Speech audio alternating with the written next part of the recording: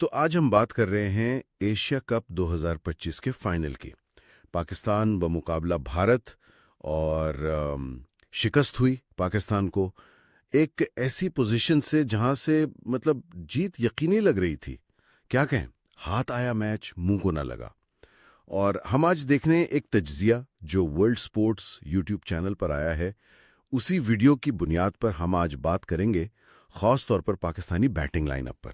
جی بالکل، اور مقصد صرف یہ دہرانا نہیں کہ کیا ہوا، بلکہ سمجھنا ہے کہ غلطی کہاں ہوئی، وہ کیا بنیادی خامیاں تھیں جو اس تجزیے میں سامنے لائی گئیں۔ اور دیکھیں، دلچسپ بات یہ ہے کہ تجزیے کے مطابق بھارت خود دباؤ میں تھا۔ پچھلا میچ ٹائے، ہاردک نہیں کھیل رہے تھے، شروع میں وکٹیں بھی گریں، پھر بھی پاکستان فائدہ نہیں اٹھا سکا۔ ہاں، یہ اہم نکتہ ہے۔ تو شروعات سے لیتے ہیں۔ پاکستان کی بیٹنگ کا آغاز وہ تو بڑا زبردست تھا۔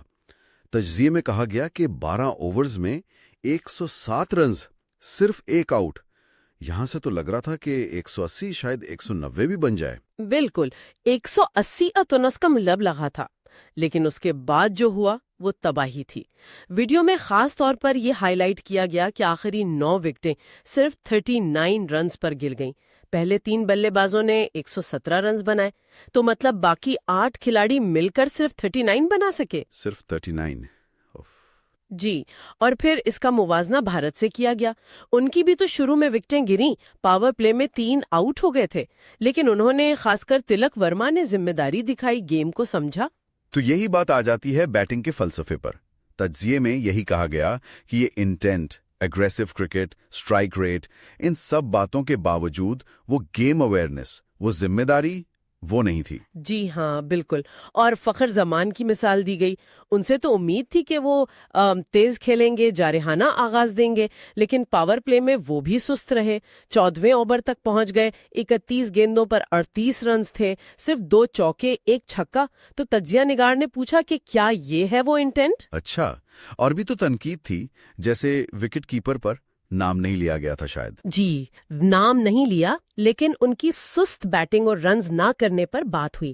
بابر اعظم کا بھی ذکر تھا کہ ان پر سٹرائک ریٹ کا اتنا دباؤ ڈال دیا گیا ہے کہ ان کی جو اپنی نیچرل گیم ہے وہ متاثر ہو رہی ہے۔ اور نوجوان کھلاڑی، انہیں بنگلہ دیش والی ہوم سیریز میں موقع ملا تھا۔ ہاں، لیکن وہاں بھی کارکردگی نہیں آئی۔ تجزیے میں تو سلیکشن کی نیت پر بھی سوال اٹھایا گیا، بلکہ ایک سخت بات کہی گئی کہ بیٹنگ لائن اپ کی حالت ایسی ہے کہ جیسے یو اے ای، یوگانڈا یا نیپال کی ٹیموں سے مقابلہ ہو۔ یہ ظاہر کرتا ہے کہ کتنی مایوسی ہے۔ واقعی یہ تو بہت سخت بات ہے۔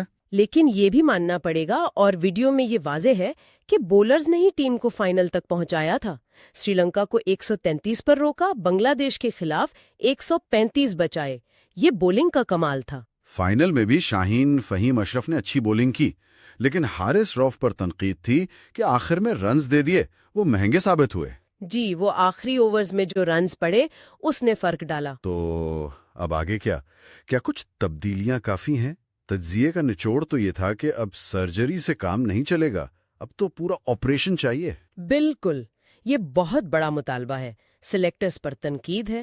عاقب جاوید کا نام لے کر استعفے کا مطالبہ کیا گیا، اور اس سے بھی بڑھ کر چیئرمین محسن نقوی کو جو مشورے دے رہے ہیں، وسیم اکرم، محمد یوسف، حفیظ، وہاب، شعیب ملک، ان پر الزام لگایا گیا ہے تجزیے میں کہ وہ ذاتی پسند ناپسند کی بنیاد پر فیصلے کروا رہے ہیں، ٹیم کا مفاد نہیں دیکھ رہے۔ یہ تجزیے کے الزامات ہیں۔ یہ تو بہت سنگین الزامات ہیں۔ جی، اور پھر آگے دیکھیں تو سیریز بھی مشکل ہے۔ جنوبی افریقہ آ رہی ہے، سری لنکا ہے، پھر ٹرائنگولر سیریز ہے۔ تو سوال یہ اٹھایا گیا کہ جو بلے باز بنگلہ دیش، یو اے ای جیسی ٹیموں کے خلاف نہیں چلے، وہ ان مضبوط ٹیموں کے خلاف کیسے چلیں گے؟ تو خلاصہ یہ ہوا کہ ورلڈ سپورٹس کے تجزیے کے مطابق مسئلہ بہت گہرا ہے۔ صرف کھلاڑی نہیں، شاید پورا سسٹم، پوری سوچ بدلنے کی ضرورت ہے۔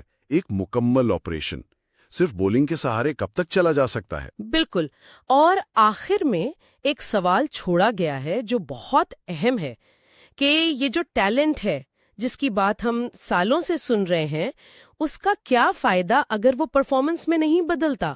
آخر کب تک صرف ٹیلنٹ کے نام پر موقع ملتا رہے گا، چاہے نتائج نہ بھی آئیں؟ یہ واقعی ایک سوچنے والی بات ہے۔